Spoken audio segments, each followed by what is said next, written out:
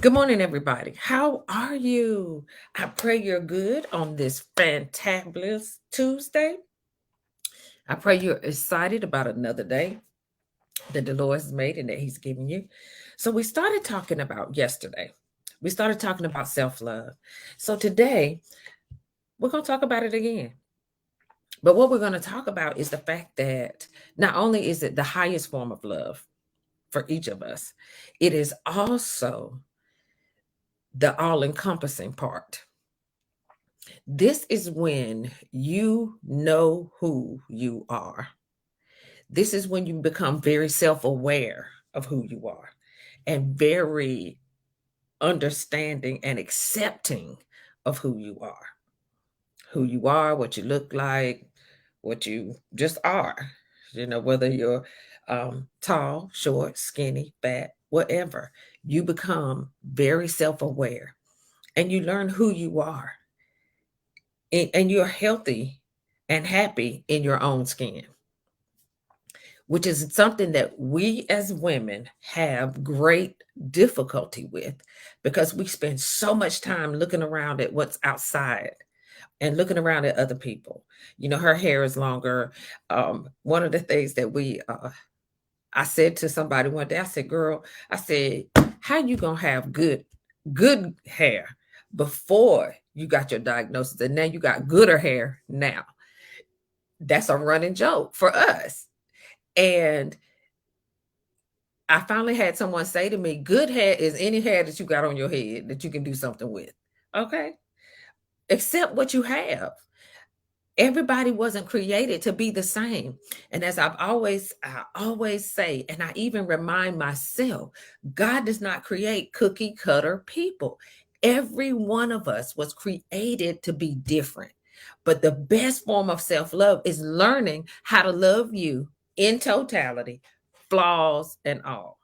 Because can I enlighten you that everybody has flaws? Everybody. There's not one person on this earth that's moving about, that's human, that does not have some type of flaw.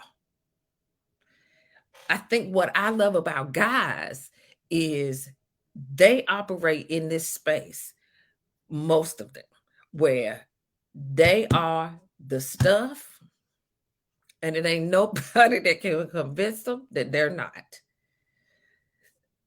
Think about it when you were growing up and you were moving about, even in high school. You could see a group of guys, and in your mind, the one that was super duper attractive, he would never say anything. But the one that you thought was super duper unattractive was the first one to say something, the main one to keep talking, the main one that comes on to you, all of that. That's because he had good self love. He didn't care what people said about him. He thought he was the bomb. So, what we have to do is that we have to become self aware. We have to become okay with being in the skin that we've been given. Too often, we look around and we want to look like somebody else. We want to be like somebody else. We want to have something that somebody else has. Well, can I tell you that when you get to a certain age, you don't care anything about that? 50.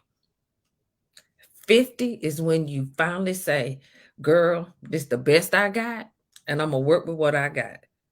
And I'm going to enjoy the rest of my days no matter what. Because what I have is just as good as what anybody else has.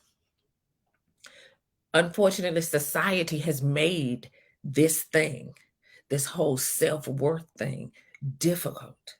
I look at our youngsters now and how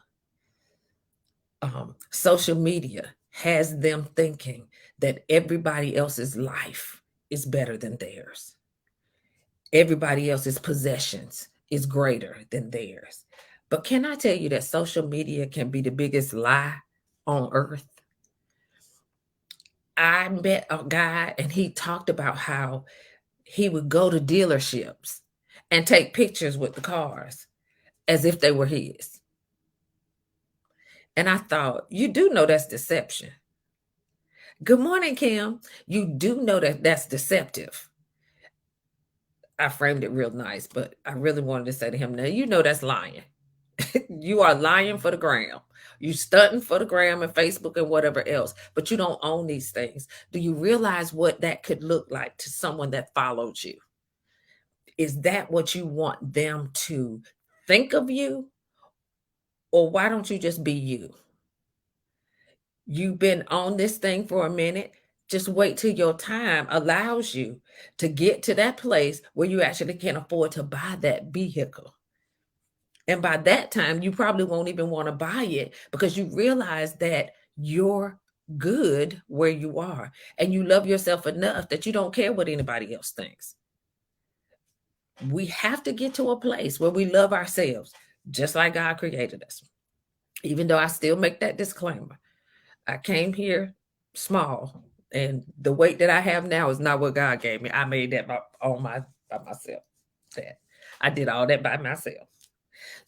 But when you think about it, the hair that you have is beautiful. The way your eyes are beautiful. Your entire face is beautiful because you are God's creation and you've been created in his image. So we have to get away from allowing external things to determine our worth and our love for ourselves. That's what self-love really is. Learning to love you just like you are and not looking for something else or someone else to make you look better. I say all the time, makeup is a great thing, but it's meant to enhance, not recreate. There are things that have been given to us to help us maintain our beautiful skin. There are things that are given to us to maintain our beautiful hair. So we have to learn how to love what we have and what we've been given, which is the best form of self-love. Is when you get to the place that you can accept you and love you, flaws and all. And that's what I say. You're going to have to love me, flaws and all. That doesn't give me the right to talk to you crazy. Doesn't give me the right to do anything outside of the norm. But when I love myself, I know how to genuinely love you better. Just thought I'd drop in, give you that tidbit for today. See you later or next time. Bye-bye. Have an amazing day and love you. You're beautiful and you're created in God's image. How much better could you be? Bye-bye.